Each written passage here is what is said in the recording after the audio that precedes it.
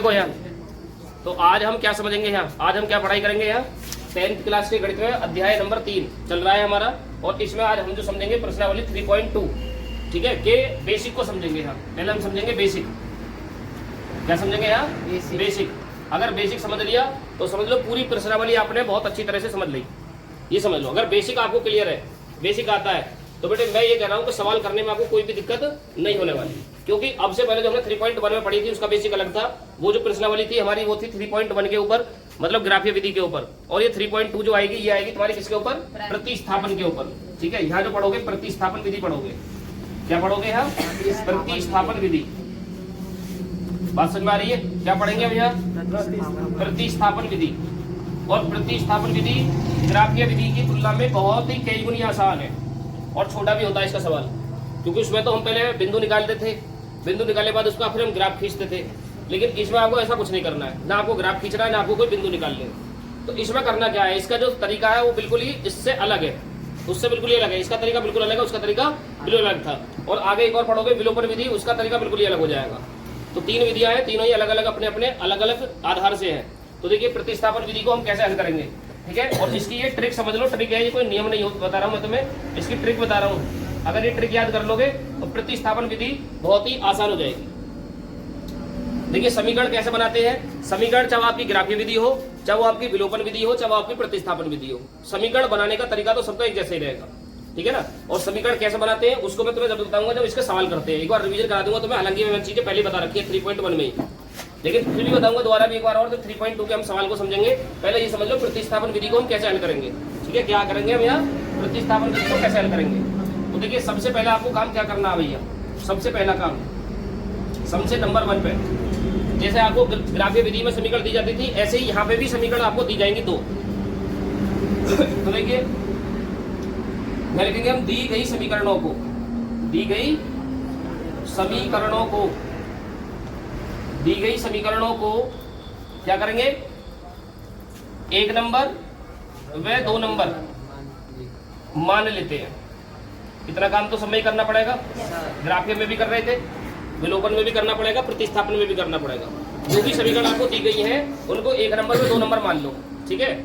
अच्छा, अब इतना करने के बाद हम क्या करेंगे फिर यहाँ बताओ, दूसरा पॉइंट क्या काम करोगे। दूसरा पॉइंट ये काम करोगे कि समीकरण 1 से या समीकरण 2 से किसी एक को लेना पड़ेगा आपको दोबारा से।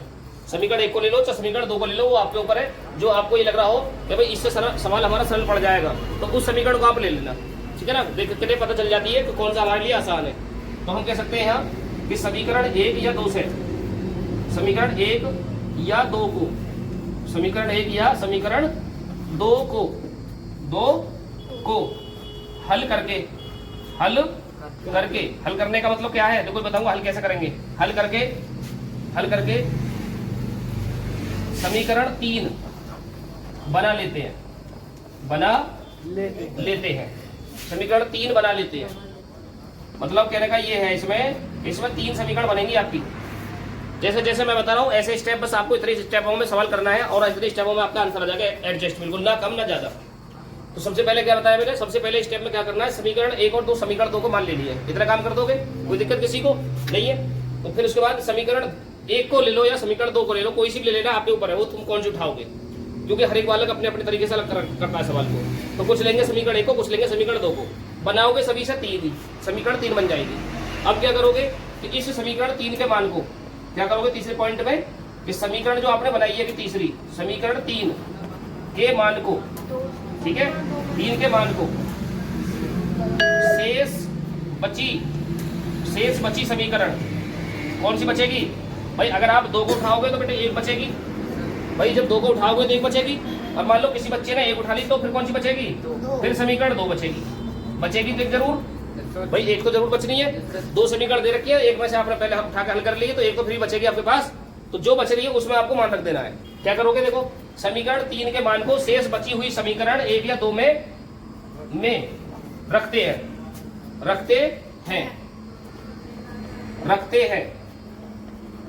इतना काम कर दोगे।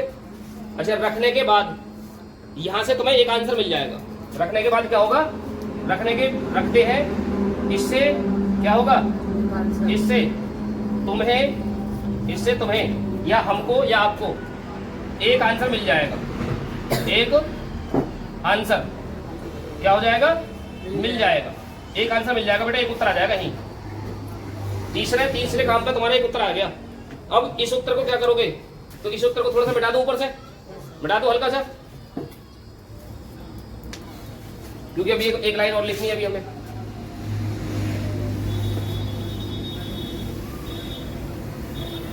तो देखिए फिर उसके बाद क्या करोगे, पॉइंट नंबर 4, काम नंबर 4 करोगे यहाँ। तो जो ये तुम्हें आंसर मिला है, ये जो आंसर मिला है, या तो x का मान मिलेगा या y का मान मिलेगा, वो आधारित होगा यहाँ समीकरण 3 के ऊपर, मतलब उठाने के ऊपर तुमने कौन समीकरण उठाई है यहाँ से, ठीक है ना। जो समीकरण 3 बनेगी वो उसके ऊपर निर्भर करेगा। तो देखिए, तो हम लिखेंगे यहाँ से कि प्राप्त मान किससे, समीकरण 3 जो यहाँ से तुम्हारा आंसर मिल रहा है, प्राप्त मान का मतलब क्या है, यहाँ से आंसर से, आंसर की बात कर रहे हैं हम यहाँ। प्राप्त मान आंसर को पुनः मतलब द्वारा पुनः समीकरण इसमें रखते हैं हम 3 में रखते हैं, याद रहेगी बात, 3 में रखते हैं, जिससे क्या होगा, जिससे हमें दूसरा आंसर प्राप्त हो जाता है, दूसरा आंसर मिल जाएगा, जिससे हमें दूसरा आंसर मिल जाएगा। बस इतना काम करना है। आंसर के दोनों आंसर बताओ, दोनों आंसर आ गए भाई, एक आंसर यहाँ आ गया तो दूसरा आंसर ये आ गया, दोनों आंसर मिल जाएंगे, काम खत्म हुआ। बस इतना काम करना है। बताओ कोई दिक्कत किसी बच्चे को समझने में, कोई बात समझ में ना रही हो, दोबारा से समझ लो एक बार हो। देखो सबसे पहले क्या काम करोगे, ये रही हमारी प्रतिस्थापन विधि। तो इस विधि को हमें कैसे हल करना है, कितने स्टेप करने पड़ेंगे, 4 स्टेपों में तुम्हारे दोनों उत्तर आ जाएंगे इसमें। तो पहला स्टेप क्या है कि दी गई समीकरण को 1 व 2 मान लेते हैं। मान लो भाई इतना तो किसी को कोई प्रॉब्लम नहीं है, फिर इनमें से कोई सी एक समीकरण उठा लेना, चाहे तो समीकरण 1 को उठा लेना, चाहे समीकरण 2 को उठा लेना। सपोज करो आपने समीकरण 1 उठा ली, और जब समीकरण 1 उठा लोगे तो उससे समीकरण तुम्हारी कितनी प्राप्त हो जाएगी, 3 प्राप्त हो जाएगी। जब उसको पक्षांतर करके हल करोगे तो वहां समीकरण 3 मिल जाएगी। कैसे मिलेगी वो सब चीजें तुम्हें अभी मैं बताऊंगा, करके दिखाऊंगा सब चीजों को। तो समीकरण 3 मिल गई। अब इस समीकरण 3 के मान को उठा के जो शेष बचे समीकरण थी, जो 2 बच रही होगी ऊपर, तो उसमें उठा के रख दोगे मान को, और जब वहां से रखोगे तो वहां से एक आंसर मिल जाएगा तुम्हें। अब उस आंसर को फिर रख दोगे समीकरण 3 में, और जब समीकरण 3 में रख दोगे तो यहाँ से हमारा दूसरा भी आंसर मिल जाएगा। ठीक है, इस प्रकार से हमारी प्रतिस्थापन विधि पूरी हल हो जाएगी। ठीक है ना, यहाँ तक बात समझ में आ रही है? आ रही है बात समझ में? जल्दी से नोट करो इसे। उसके बाद हम समझेंगे है सवाल, उदाहरण समझ ले इसका, जो भी हमने प्रतिस्थापन के नियम पढ़े हैं, प्रतिस्थापन के नियम को एक बार थोड़ा सा रिवाइज कर लो सवाल को समझने से पहले। बताओ जल्दी से क्या क्या समझा तुमने। सबसे पहले प्रतिस्थापन विधि में हमें करेंगे क्या, जो भी समीकरण दी गई है उनको 1 नंबर में 2 नंबर मान लेंगे।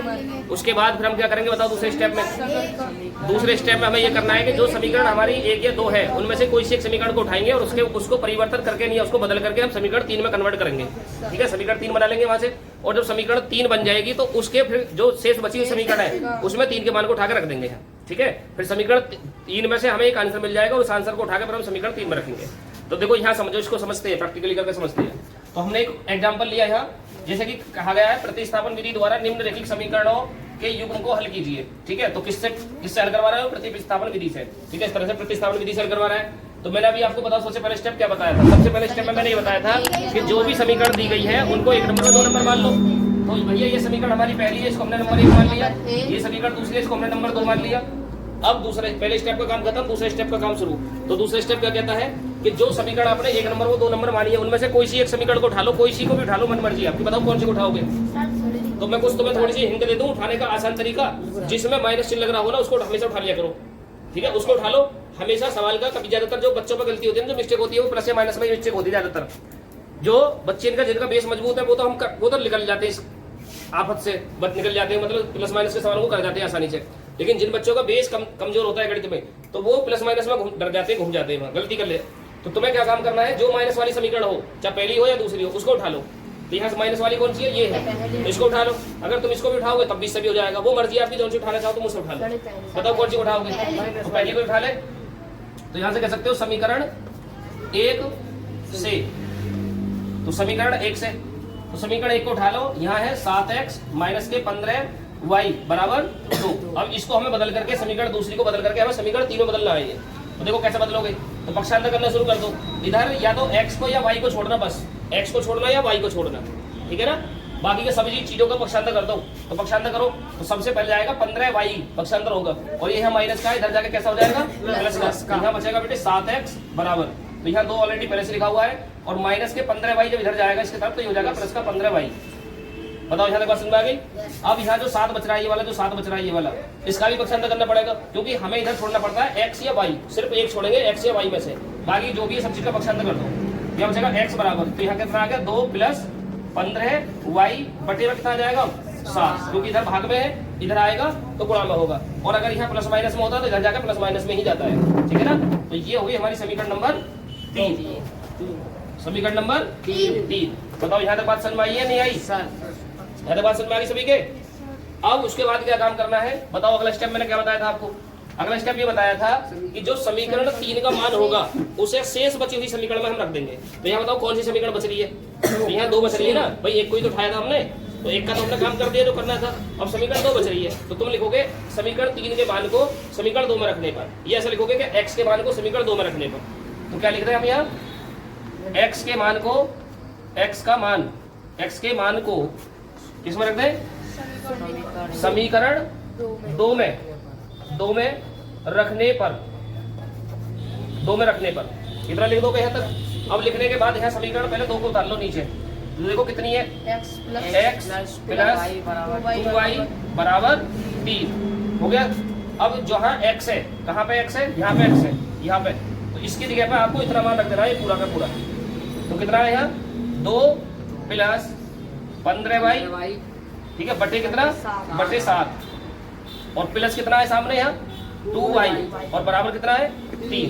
बताओ यहाँ तक मान रख दिया हमने। अब मान रखने के बाद उसको हमें हल करना है, और हल करोगे तो यहाँ से अब आपको एक आंसर मिल जाएगा, y का आंसर आ जाएगा तुम्हारा यहाँ से। अब देखो कैसे हल करोगे। देखो ये जो बटे में, ये जो संख्या दिख रही है तुम्हें बटे में दिख रही है बटे में, और ये वाली संख्या हमारी बटे में नहीं है। तो हम क्या करेंगे, पहले इसको बटे में मानेंगे, एक मान के लिए इसके नीचे बटे में बना लीजिए हम। अब बटे में बनाने के बाद हम क्या करेंगे, 7 की गुणा 1 में कर लेंगे इधर, कितना हो जाएगा 7 एकम 7। अब क्या करोगे, 1 की गुणा करेंगे इधर, तिरछी गुणा करेंगे, क्रॉस मल्टीप्लाई बोलते हैं इसे। तो 1 की गुणा जब इधर करोगे तो 1 की गुणा करने पर कोई प्रभाव नहीं पड़ता, जो क्या तो संख्या वही आ जाएगी। मतलब क्या रहेगी यहाँ 2 प्लस 15y, 2 प्लस 15y, और प्लस इधर कितना हो जाएगा, 7 की गुणा कर देंगे 2 में तो कितना हो जाएगा 14y, ठीक है, बराबर 3। बताओ यहाँ तक बात समझ में आ रही है नहीं आ रही है? यहाँ तक बात समझ में आ रही है। अब क्या करोगे, अब इसकी गुणा कर देंगे इधर, यहाँ अब काटेंगे नहीं, अभी तिरछी गुणा होगी, मतलब 7 की गुणा करेंगे 3 में, और इसकी गुणा करेंगे पूरे की, यहाँ से यहाँ तक की पूरी गुणा करेंगे 1 में। और जब इसकी गुणा 1 में होगी तो ये तो ऐसा कैसे आ जाएगा, यहाँ कितना जाएगा, यहाँ जाएगा 2 प्लस 15 और 14 को जोड़ लो, कितने हो गए 15 और 14 कितने हो गए, प्लस के दोनों 29 y बराबर कितना जाएगा 7 दूनी 14, ये आ गया। अब हम क्या करेंगे, क्या अच्छा 7 या 21 हो जाएगा। हाँ, तो 7 की गुणा 3 में करेंगे तो कितना हो जाएगा 7 या 21, ठीक है। अब 2 का जो ये 2 है इसका पक्षांतर कर दो, 29y को छोड़ दो इधर ही, 29y बराबर, तो कितना हो जाएगा, इधर प्लस का है, इधर प्लस का है, इधर क्या हो जाएगा माइनस का, 21 माइनस 2, 21 माइनस 2। अब देखो यहाँ, अब क्या हो गया, यहाँ जाएगा 29y बराबर 21 में से 2 घटा दो, कितना बचेगा 19। तो यहाँ हम कह सकते हैं कि y बराबर आ जाएगा 19 बटे 29। पहला आंसर ये आ गया, पहला आंसर ये आ गया, ठीक है। अब हम दूसरे मान को, दूसरे आंसर को लाएंगे। तो बताओ अगला स्टेप मैंने क्या बताया था, ये तीसरे स्टेप तक का काम हो गया तुम्हारा। चौथे स्टेप में मैंने क्या बताया था, चौथे स्टेप में ये बताया था जो प्राप्त आंसर होगा आपका, जो मान आएगा y का निकल के, या x का मान जो भी निकल के आएगा यहाँ, तो इसको समीकरण 3 में रखोगे फिर उठा के, ठीक है ना। तो हम क्या कहेंगे यहाँ, y का मान समीकरण 3 में रखने पर, y का मान समीकरण 3 में रखने पर, उस y का मान हम किस में रखेंगे, समीकरण 3 में रखेंगे। तो समीकरण 3 को उठा लो, ये देखो यहाँ, तो समीकरण 3 है हमारे पास, x बराबर कितनी है 2 प्लस 15y, 2 प्लस 15y बटे कितना 7, ये हो गया, ठीक है।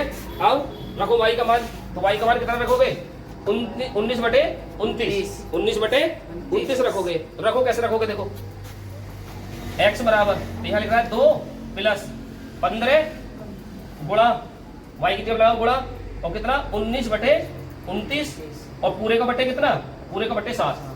अब इसको हमें हल करना है, तो हल कैसे करेंगे देखो जल्दी से नोट करो, इतना उतारो यहाँ तक, फिर आगे का समझेंगे हम। तो देखिए अब यहाँ से आगे हम कैसे हल करेंगे इसे, यहाँ से आगे को इसको उठा के इधर ले आते हैं हम। तो यहाँ लिख लो भाई x बराबर कितना है 2 प्लस 15 गुणा 19 बटे 29 और पूरे का बट्टे कितना है? पूरे का बट्टे 7। ठीक है, पूरे का बट्टे 7। तो देखो ऐसी कैसे हल करोगे ऐसी कैलकुलेशन को? तो बहुत ही सिंपल है, कुछ नहीं करना। सबसे पहले हम गुणा को हल करेंगे। है गुणा कितनी है? 15 में 19 की, और 15 में जब 19 गुणा करोगे तो कितना आ जाएगा? 285। और प्लस में कितना लिख रहा है यहाँ? 2, तो प्लस के 2 बटे में कितना है? 29, बटे में 29 और पूरे का बटे कितना है? 7। ठीक है, तो ये हो जाएगा हमारा x बराबर। अब हम कैसे हल करेंगे? इसके नीचे एक मानेंगे और 29 की गुणा 1 में कर लेंगे। पहले एलसीएम लेंगे यहाँ, तो 29 की गुणा 1 में करोगे कितना आ जाएगा? 29। कितना आ जाएगा? 29। फिर 29 गुणा 2 में करो, 29 दूनी कितने हो गए? 58। 29 दूनी 58 और 285 का 285 आ जाएगा यहाँ। क्यों? क्योंकि इसकी गुणा होगी 1 से, और बटे में कितना चल रहा है नीचे? 7। और ये क्या है सब हमारा? x बराबर। ठीक है ना। अब हम इसको कैसे हल करेंगे? देखो आगे। अब 58 में 285 जोड़ लो, कितना हो गया? 343 बटे 29 बटे 29 और बटे में 7 चल रहा है अभी भी। और इस हमारा क्या है? x बराबर चल रहा है भाई, ये x बराबर। अब देखो जरा ध्यान से देखो, जब 3 स्टेप आ रहे हो ऐसे सवाल में तो तुम्हें क्या करना है? चौथा स्टेप अपनी तरफ से बनाना पड़ता है। तो कहाँ बनाएंगे चौथा स्टेप? देखो ऊपर वाला तो बटे में पहले से ही है ऑलरेडी, ठीक है ना, तो नीचे वाला बटे में नहीं है। तो क्या करेंगे हम? इसके नीचे एक मान लेंगे यहाँ। अब इसको करने के बाद क्या करोगे? तो सबसे नीचे वाले की गुणा सबसे ऊपर वाले पद में, और बीच वाले पद की गुणा बीच वाले के साथ कर देते हैं। मतलब कैसे करेंगे हम यहाँ? देखो x बराबर 343 लिखो, पूरा 343 गुणा करो कितने की? 1 की, फिर बटे लगाओ, तो ये हो जाएगा यहाँ 29 गुणा 7। 29 गुणा 7, और देखो 7 से 43 कट जाएगा, 343 क्या बार कट जाएगा? पूरा ये 49 बार। कितने बार कटेगा? 49 बार। क्यों? कैसे पता चलेगी हमें? क्योंकि मुझे पता है कि 343 7 का घन होता है, 7 का घन होता है, 49 बार कटेगा, क्योंकि 7 7 49 और 49 7 कितने होते हैं? 343। तो हम कह सकते हैं x बराबर 49 गुणा 1 में कर लो, कितना आ गया? 49 और 29 बचा नीचे, तो 29 का 29। तो इस प्रकार से हमारा दूसरा आंसर आ जाएगा। बताओ यहाँ से बात समझ में आई या नहीं आई? तो कोई पहला सवाल था, अब इतना अच्छी तरह से आपके समझ में नहीं आया होगा, लेकिन अभी जैसे हम दूसरा उदाहरण समझेंगे वहां से तुम्हारा बहुत ही अच्छी तरह से इस चीजों को समझ में आ जाएगी, बहुत बढ़िया तरीका से। तो जल्दी से यहाँ तक कन्वर्ट करो, फिर हम एग्जाम्पल नंबर 2 समझेंगे इसी तरह का। देखो भाई, अब की बार हम समझते हैं उदाहरण नंबर 2 को, और इस उदाहरण को देखने के बाद प्रतिस्थापन का आपका कोई भी डाउट नहीं रहेगा वो आपके दिमाग में। बस इसको क्या करना है, तुम्हें ध्यान से समझ लेना है। ठीक है ना। पहला उदाहरण हमने इस वजह से बहुत बड़ा लेवल का लिया था, तो ये उसके तुलना में बहुत ही आसान है, कुछ नहीं है इसमें। देखो जो भी समीकरण आपको दी गई है उसको 1 नंबर और 2 नंबर मान लेते हैं। यहाँ तक का तो काम कर लोगे सब। अब इनमें से कोई से एक समीकरण को उठा लो। बताओ, अब की बार तो दोनों में माइनस माइनस आ रहा है, तो मैंने बताया था कि माइनस वाले को उठा लिया करो, लेकिन अब की बार क्या उठाओगे? तो कोई सी को भी उठा लो। बताओ, समीकरण 1 को भी उठा सकते हो, समीकरण 2 को भी उठा सकते हो। बताओ कौन सी को उठाओ? 1 से उठाओ। समीकरण 1 से जोन सी तुम्हें लग रही होगी जिससे समझना है हमें उससे समझ लो। यह क्या हो जाएगा? x माइनस 7y बराबर माइनस के 42। ये उठा लिया समीकरण 1। तो हम क्या करेंगे? यहाँ 7y का पक्षांतर करेंगे इधर को, तो क्या हो जाएगा? यहाँ x बराबर, यह माइनस के 42 पहले से ही ऑलरेडी, ये जो 7y जाएगा ये प्लस में हो जाएगा, इधर जाके 7y। ठीक है, 7y, और इसको यही छोड़ दो, इसको यही छोड़ दो। समीकरण नंबर हो गई 3। अब इस 3 के मान को किसमें रख दोगे? समीकरण 2 में। तो लिख दोगे x का मान समीकरण 2 में रखने पर, 2 में रखने पर। बताओ, इतना काम तो कर ही दोगे भैया तक। अब रख दो 2 में, तो 2 को डाल लो, कहाँ है 2? ये रही। x माइनस 3y बराबर कितना? 6। अब जहाँ ये x है, x की जगह कितना लगा दोगे? माइनस 42 प्लस 7y, x की जगह पे उठा लो यहाँ से, माइनस के 42 और प्लस 7y माइनस के 3y, इसमें लिखा हुआ पहले से ही, और बराबर कितना? 6। अब देखो क्या करोगे? तो यह माइनस के 42 को माइनस के 42 उतार दो ऐसे ही। अब देखो यहाँ 3y 7y प्लस का है, ये 3y माइनस का है, और जब भी कभी प्लस और माइनस की संख्या एक साथ आ जाती है तो क्या होता है? वो संख्या घटती है। क्यों घटती है? क्योंकि प्लस माइनस क्या होती है? माइनस हो जाती है। ठीक है, तो 7 में से 3 घटा दो, कितना बचेगा? 4y बचेगा। अब जो 4y बचेगा वो प्लस का बचेगा या माइनस का बचेगा? ये बता। तो प्लस का बचेगा, हम लिखेंगे प्लस 4y बराबर कितना? 6। ठीक है ना। अब इस 42 का भी पक्षांतर कर दोगे 6 की तरफ, तो कर दे पक्षांतर।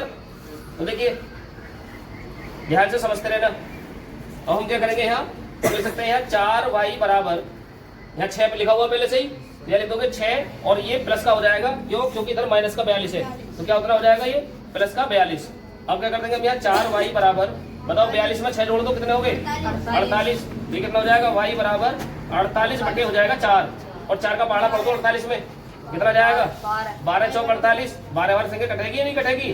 तो y का मान आ गया 12। ठीक है, तो ये एक तो आंसर ये हो गया तुम्हारा। अब हमें दूसरा आंसर निकालना है, तो दूसरा आंसर लाने के लिए हम क्या करते हैं बताओ? इस मान को, जो ये मान प्राप्त हुआ तुम्हें आंसर, उस समीकरण 3 में रख दोगे, जो बची हुई समीकरण थी। तो हम क्या लिख देंगे यहाँ कि y के मान को, या y का मान समीकरण कौन सी में? 3 में रखने पर। ठीक है, 3 में रखने पर। तो 3 को उतार लो, कहाँ है? देखो x बराबर -42, कितना? -42, और प्लस कितना? प्लस का 7y। ठीक है, प्लस का 7y। अब रख दो यहाँ, जहाँ ये y दिखाई दे रहा है तुम्हें, y, इस y की जगह पे कितना रख दोगे? 12। इस y की जगह कितना रख दोगे? यहाँ 12, यहाँ पर रख दोगे 12। तो रखो x बराबर -42 प्लस, तो यहाँ 7 लिखा हुआ ऑलरेडी, पहले तो 7 लिखो, और इसके बीच में कोई प्लस माइनस ये तो बड़ा लगाओगे, कितना? 12। हल करो, ये जाएगा x बराबर -42 और प्लस 12 का पहाड़ा पढ़ दो 7 में, तो 12 सत्ते कितने हो गए? 84, 8 4, ये हो गया। अब देखो आगे कैसे हल करोगे? x बराबर देखो ये 84 प्लस की है, माइनस के 42 है। ठीक है, तो जो प्लस और माइनस क्या हो जाते हैं? माइनस। घट जाएगी संख्या, 84 में से 42 घटा दो, बताओ कितने बचे? जल्दी बताओ। 42 ही तो बचे भाई, 4 में से 2 घटाओगे तो 2 बचेंगे। ठीक है, 2, और 8 में से 4 गए तो 4 बचे। अब कैसे बचेंगे? प्लस के माइनस के? प्लस के। तो प्लस का 42 ये लिखा हुआ है, तो ये हो गया हमारा दूसरा आंसर। इस प्रकार से बताओ, बात समझ में आई या नहीं आई यहाँ तक? तो बताओ, कुछ है प्रतिस्थापन में? कुछ नहीं है, बशर्ते आपको क्या है, पूरे ध्यान से समझना पड़ेगा और बेसिक को याद करना पड़ेगा। जब तक बेसिक को याद नहीं करोगे, जब तक ये सवाल तुम्हारे समझ में नहीं आने वाले। ठीक है ना? तो बेसिक मैंने आपको बता दिया, ट्रिक बता दी है इसका कैसे हल करते हैं। तो बस आपको क्या है, 4 बातें याद करनी है इसमें। कितनी?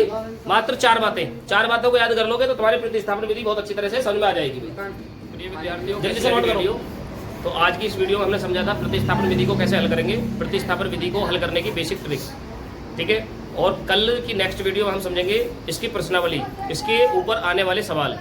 तो इसके ऊपर जो प्रतिस्थापन के ऊपर जो प्रश्नावली है वो है हमारी 3.2 नए सिलेबस के अकॉर्डिंग। ठीक है, और तो जितने भी इसके अंदर सवाल हैं 3.2 के ऊपर, तो उसको हम कल की वीडियो में कवर करेंगे। ठीक है ना? तो यदि वीडियो पसंद आई हो, सवाल समझ में आए हो अच्छी तरह से, वीडियो प्रतिस्थापन विधि का बेसिक अच्छा लगा हो, तो वीडियो को लाइक करें और चैनल को भी सब्सक्राइब करके बेल आइकन को प्रेस कर लें, ताकि हमारी ओर से आने वाली वीडियो का अपडेट आपको सबसे पहले मिल जाए और वीडियो को आप सबसे पहले देख सकें। ठीक है दोस्तों, तो मिलते हैं नेक्स्ट वीडियो में, तब तक के लिए धन्यवाद। Thanks for watching this video.